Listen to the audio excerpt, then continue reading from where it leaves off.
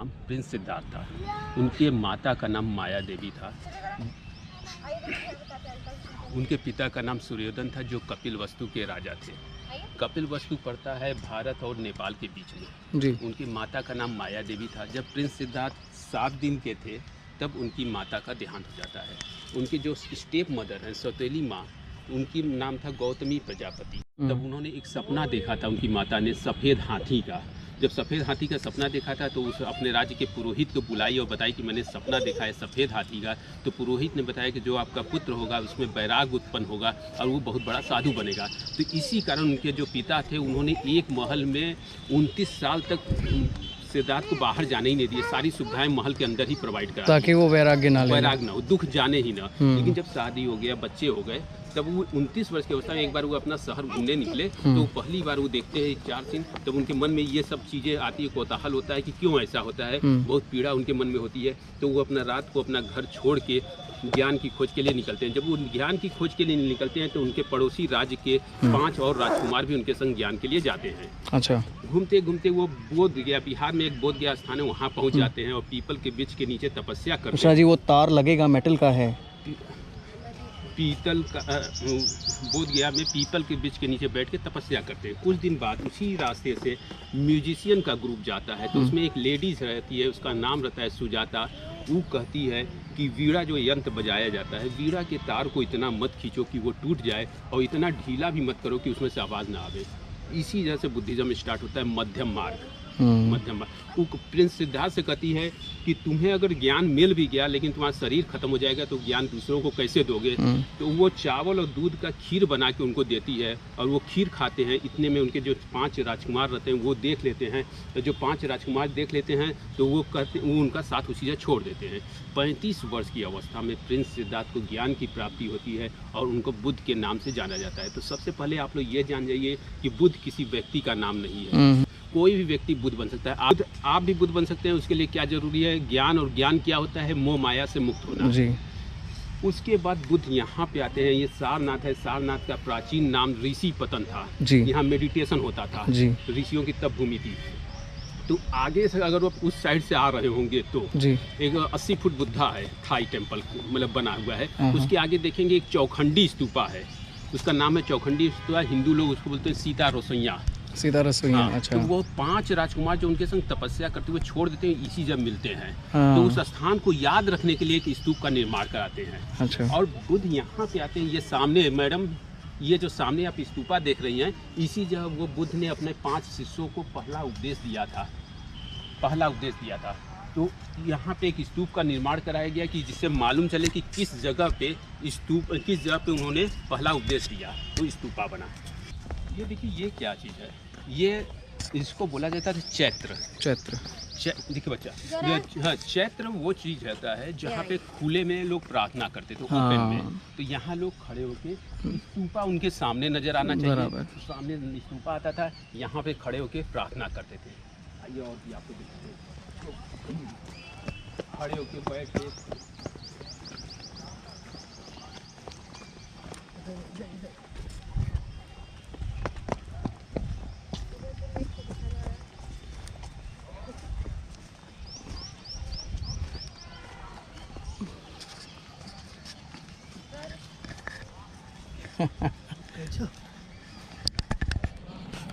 ये भी चैत्र है।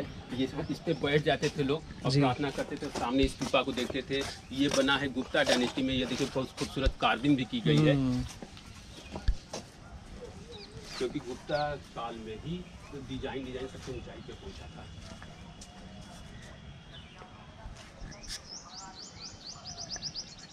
यदि इतना ही है कि खोदेंगे तो और भी नहीं सर, बस इतना ही है। वो लोग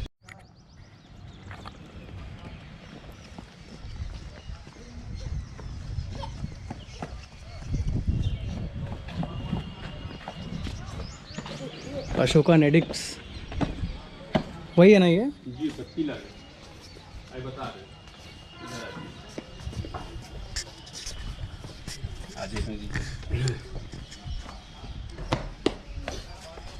ये पिलर है, इस पिलर को अशोक ने बनाया था 3rd सेंचुरी BC में, तो इसका नाम हुआ अशोका पिलर। ये 3 भाग में टूट गया, 2 भाग इसके म्यूजियम में रखे गए हैं।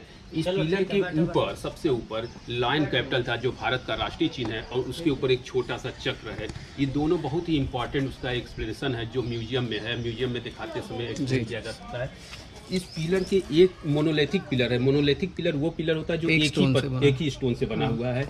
और during the Ashoka time is the language is the Pali and script is the ब्राह्मण स्क्रिप्ट। हाँ।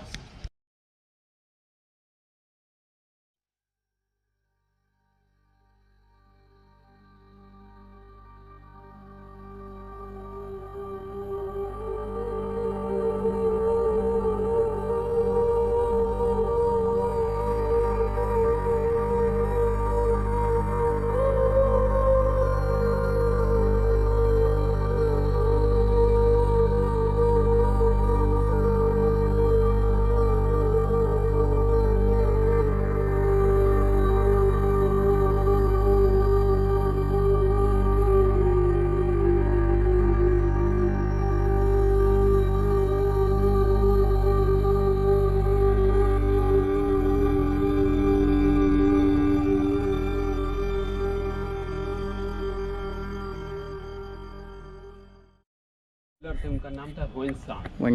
ह्वेनसांग जो चाइनीज ट्रैवलर थे, वो बहुत बुद्धिस्ट एक्सेप्ट कर लिए थे, और चाइना में बहुत उस टाइम बुद्धिज्म बहुत ऊंचाई पे पहुंच गया था। तो चाइना के राजा ने प्रतिबंध लगा दिया कि कोई हमारे देश से एशिया में नहीं जाएगा। वो रातों रात घोड़े पे अपना सारा सामान रख के एशिया में प्रवेश करते हैं और हिमालय की यात्रा करते करते यहाँ पे पहुँचते हैं।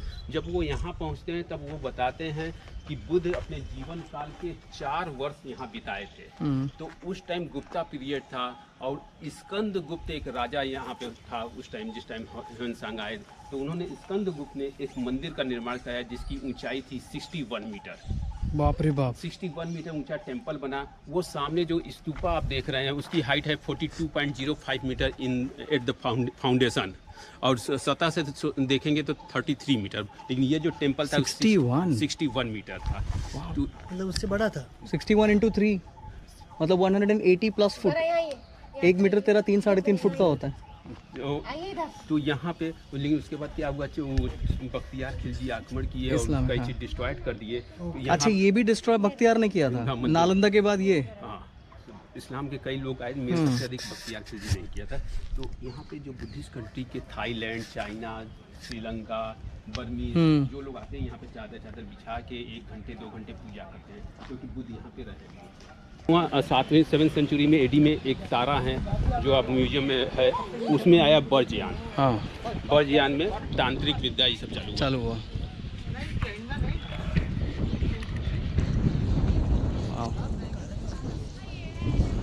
देखिए इसी जगह शाम को 5 बजे, देखिए बच्चा कितना 5 बजे तक ये बंद हो जाता है, फिर 5 बजे बाद फिर 6 बजे ये खुलता है, और 6:30 बजे से यहाँ लाइट एंड साउंड प्रोग्राम होता है। इसी जगह वो सामने कुर्सी देख रहे हैं, वो सामने लेजर देख रहे हैं। 6:30 से 7 तक इसी स्तूपा पे बुद्धा का जीवनी का आधे घंटे प्रोग्राम चलाया जाता है।